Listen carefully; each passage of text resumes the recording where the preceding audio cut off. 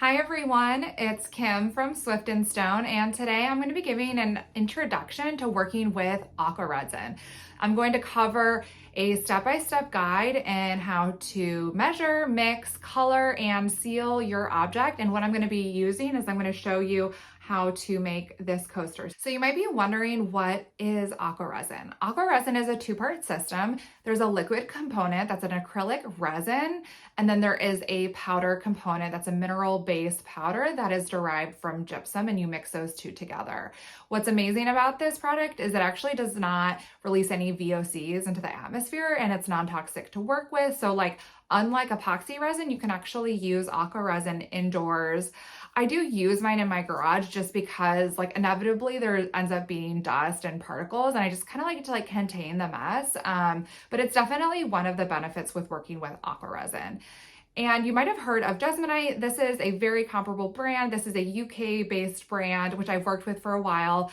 And then Aqua Resin is a US brand. Aqua Resin is more of I can show you here, it's more like this opaque type of finish and very matte. So it's not like epoxy at all. It's, if anything, it's a little bit more like concrete, but much smoother. It's got just this nice smooth, it's not rough like concrete. You will get sometimes you will get these little bubbles in your products, which is more of just a natural kind of look, but it is just an incredible material to work with.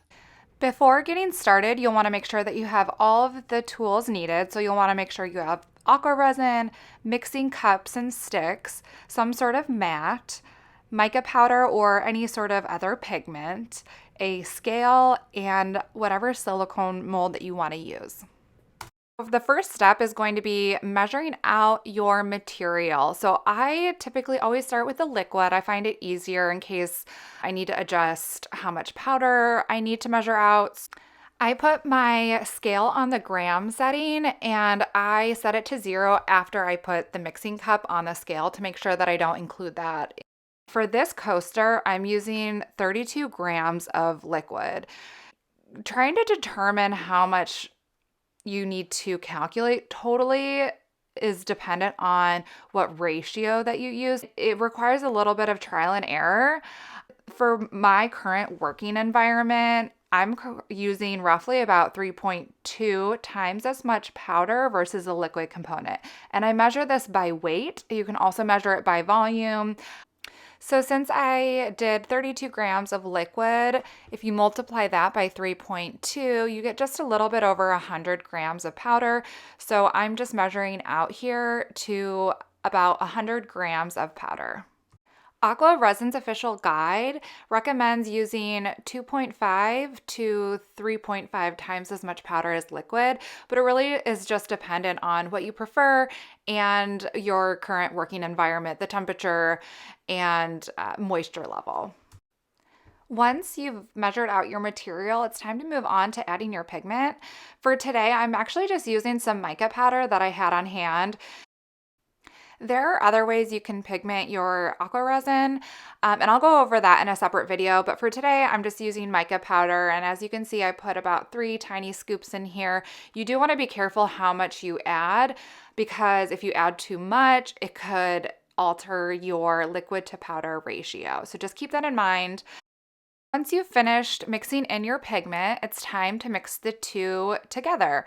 So for today, since I just have a small amount of material, I'm actually just going to use a stir stick to mix the two together. If you have a larger quantity that you're using, I highly recommend using a mixing blade, and I'll link some of this down below. But for today, I'm just using the stir stick, as you can see, but you really need to make sure you mix this extremely well. You'll notice that there will be some clumps, so you just want to make sure you rub that and smooth that out and get all of the clumps that you possibly can get, and making it as smooth and as incorporated as you can. So once you've finished up your mixing, it's time to grab your silicone mold and pour the material into the mold. So before I do that, sometimes I let it sit out maybe a couple minutes. Depending on how much time I have, I might swirl it around a little bit because there will be some air bubbles in there. So I just try to smooth that out as much as I can before I pour it, and then I just pour it into the mold. And once you've poured all of the material into your mold, you'll want to make sure you tap it quite a bit. So what I'm doing here, I'm just tapping it, kind of vibrating it, getting some movement in there to try to release all of the air bubbles that might be caught underneath the surface there. If you end up mixing a little bit too much material and have a little left over, I always recommend having extra silicone molds handy and like ready to go so that you can make sure that none of the material goes to waste. So I'm just pouring this into a small heart mold that I'll make into magnets. Once you've given it some time to cure, I think mine took roughly about 45 minutes.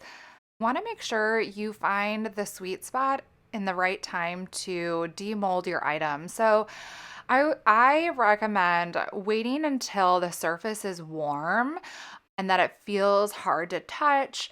You don't want it to sit in there too long, because if you let it sit too long and it overcures, you have a risk of having spots on your item, which you might not want. So I recommend just kind of like monitoring it. The curing time can completely vary depending on your working environment. So this is something you kind of have to just experiment with, like check on it every, 5 to 10 minutes. I would then give it several hours up to like a full day to let your piece cool off so that it's like fully cool and hardened before you get to sanding your piece. So once that's done, you can get a piece of sandpaper. I just have an 80 grit piece of sandpaper right here, and all that this one needs is just a quick light sanding on the edges to smooth those out. Once you're done sanding, then you can move on to sealing your product. I use this concrete stone wax. I like it because it's food grade and it gives it just like this really nice, like buttery type of feel to it once it's done. So what I'm doing is I am liberally covering the entire surface of the product using like a microfiber cloth, and I'm just getting it completely covered. And then what you can do is you can let it sit for a little bit. I'm just wiping it right away because I find that it minimizes the amount of streaks on my product. So just make sure that you fully wipe everything away, and then you'll still want to give it some extra time to fully dry.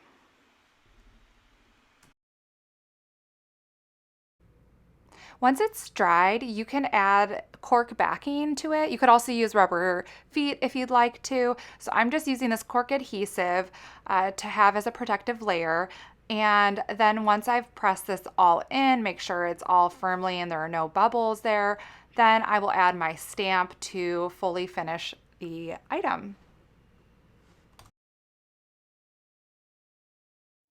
I hope you enjoyed that video. I hope it was helpful and gave you a good foundation for how to work with Aqua Resin. I know that just covered more of just like this solid design. So next I'm actually gonna show you how to do marbling, which is just one of my favorite techniques to do. And I will be doing a video next. If you have any ideas, things that you would like to see, please let me know. I can't wait to hear.